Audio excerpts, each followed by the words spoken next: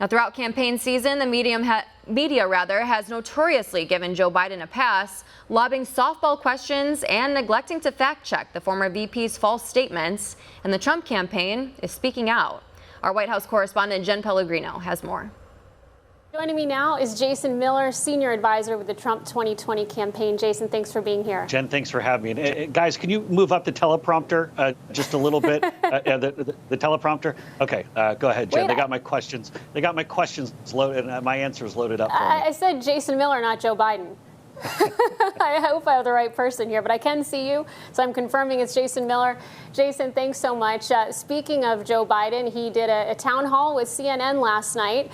You know, I don't think anybody was surprised. It was a very friendly town hall, kind of softball questions. Politico called it a kid gloves, affable reunion of old acquaintances. What's your reaction?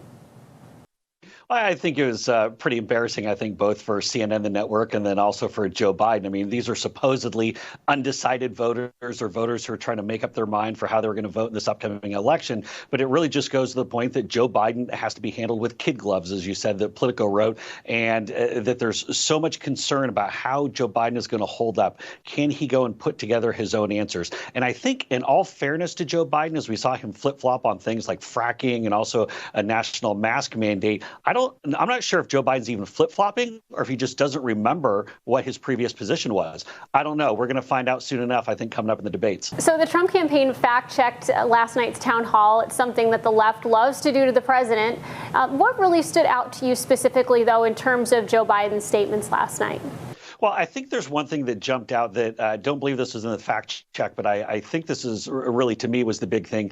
Joe Biden doesn't even pretend to try to talk about his 47-year record. And I think that's pretty notable. I mean, you would think that after being in office for almost a half century, that he would be out there saying he accomplished this back at this issue in this year or this issue in that year. But either he's afraid of talking about things like the crime bill that helped to incarcerate a massive chunk of the black community during an entire generation in the 90s, or he just looks and says he's not sure if he's on board with the progressive left or where he really wants to be, but it leaves him at a weird spot where his only message is he's not Donald Trump. That's not going to work as we get into the fall. Let's talk about Minnesota for a minute, because both the president and Joe Biden are headed there for rallies.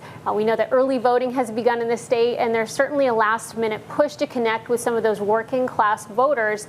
It's a group that Biden has really struggled with. Why do you think that a billionaire like President Trump has been able to connect with the working class far better than Joe Biden, who panders and calls himself middle-class Joe?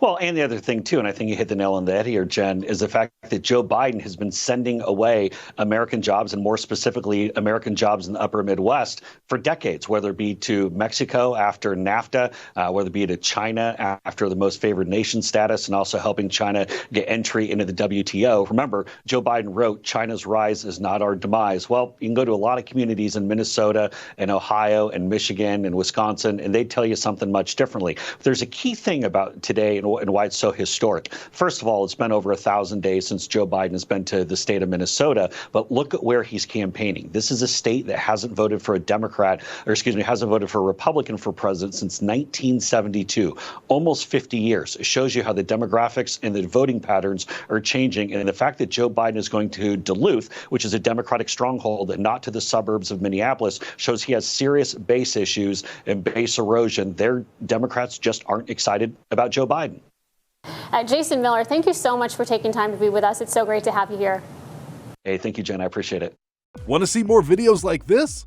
Click on the link below and subscribe to One American News on YouTube. And call your cable provider and kindly demand that One American News is added to your lineup. Call and subscribe today.